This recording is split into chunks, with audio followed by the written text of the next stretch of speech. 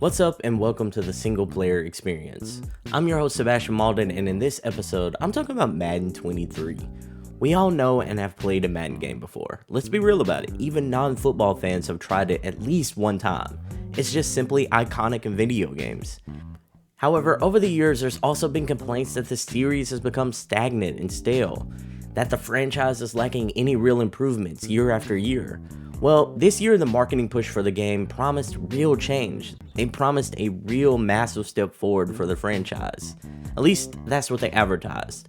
So, did they deliver? Is Madden 23 a good single player experience? Find out right after the intro. DJ, hit the beat.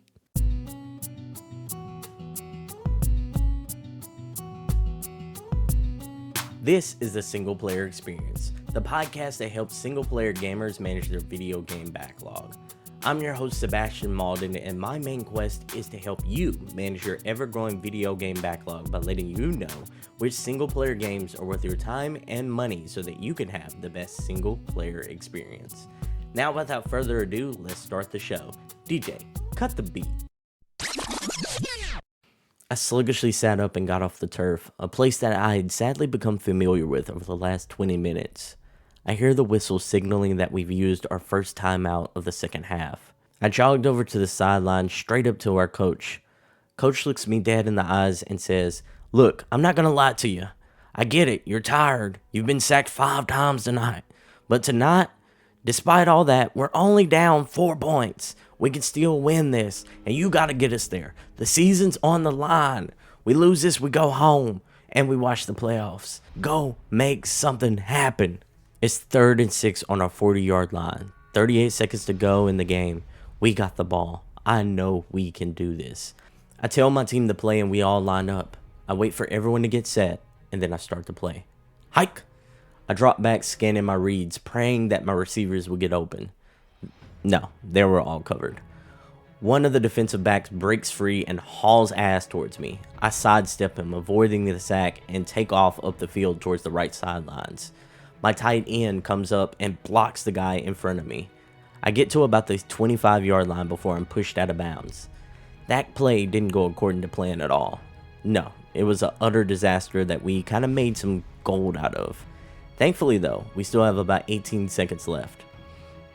We have time for maybe 2 shots, maybe 2, at the end zone. I get back to the huddle, call the play, and we line up again. This is it. This is probably going to be do or die time right here. I call for the snap and drop back. Before I even get to go through my progressions and really scan the field, I'm hit hard by the same DB that's been tearing my ass up all night long. As I laid on the turf, I can hear the whistle signaling another timeout was called. Someone on my team helps me up to my feet and our team jogs over to the coach.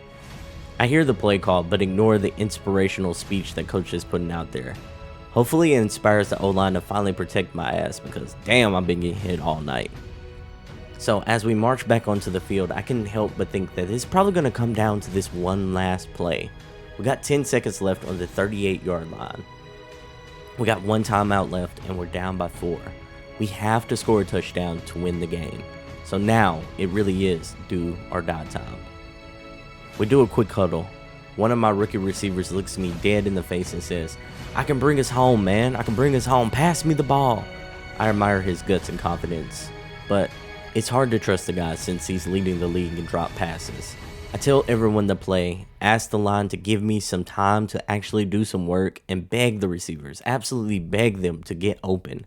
I know it's a tall ask for both groups, but it's time to step up. We have to win this game. It's win or go home. We get back to the huddle. The audience is going ballistic. I imagine you can probably hear the loud roar of the crowd in every inch of the stadium. We line up and I call for the snap. Hike! I drop back, hoping that the receivers can get open. I look to the left and everyone's covered. So I scan to the right and see the same defensive back break free. This time he's met with our running back. He was supposed to be out running a route, but I guess he chose to stay back and block that monster. Anyways, I'm thankful. I look back upfield and I see it.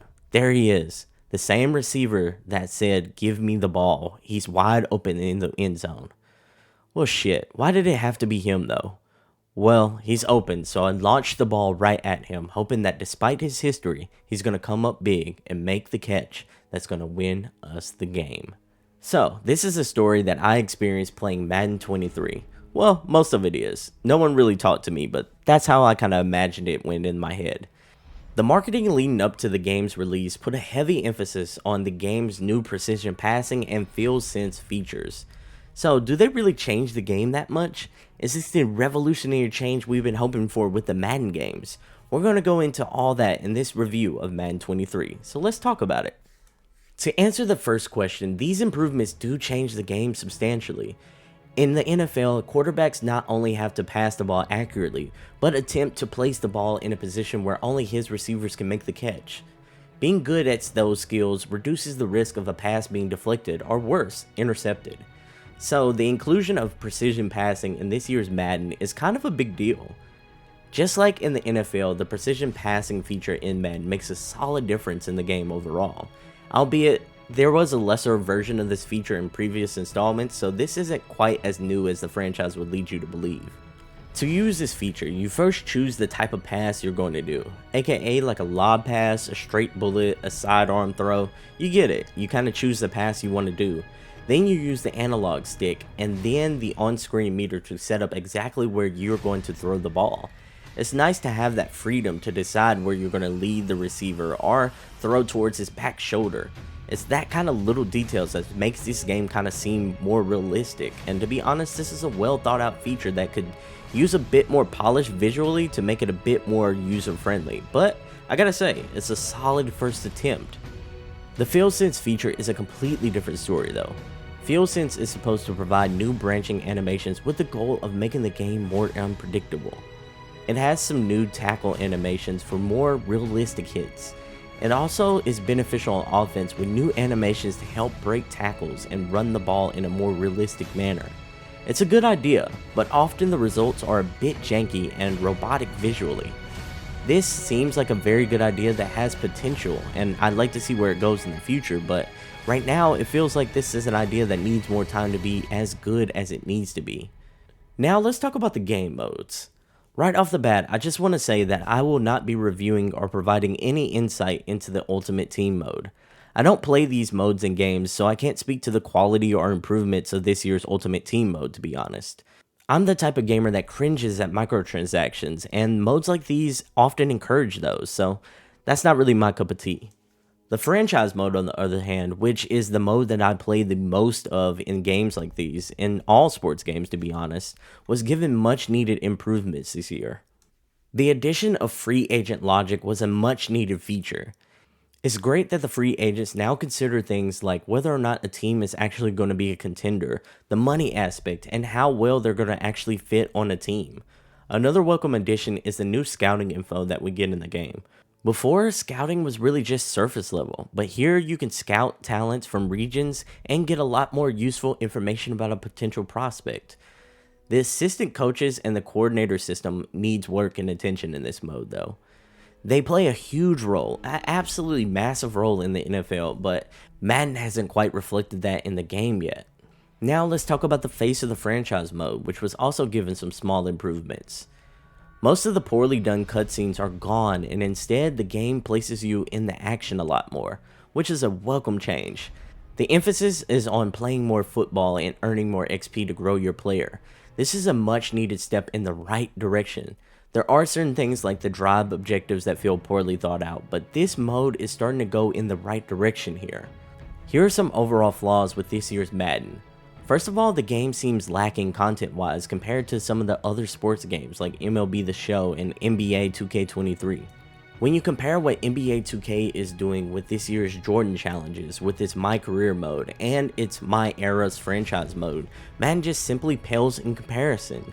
It's a shame really that the game doesn't allow you to play franchise mode with historic teams in the mix. It's crazy, absolutely mind-boggling considering that the historic players are already in the game being advertised in the Ultimate Team mode.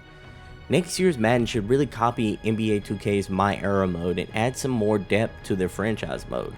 Let us play with historic players or historic teams in the franchise mode, Madden. Come on, man. This should be a layup, or, an easy pass. Another flaw is that it's a bit hard to find the street football mode in the game's menu. This could be an indication that this mode isn't really long for the Madden games. Overall, should you play Madden 23? Is Madden 23 a good single player experience? The answer is a tentative yes. Everything about Madden 23 is marginally better than the previous years in many ways. The game has solid improvements in its franchise mode and its face of the franchise mode. The inclusion of precision passing and Fieldsense features adds some much needed flavor to the gameplay, even if it did need more time in the oven.